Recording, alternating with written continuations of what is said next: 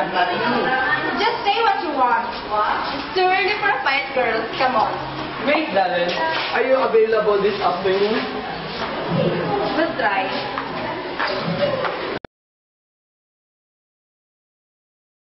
Catch me, I'm falling for you.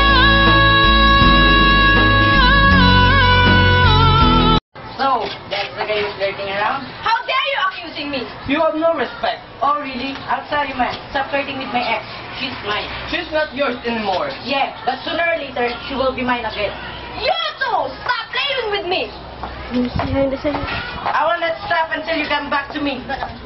Let's move this conversation to the geometric problem. I'll take that challenge.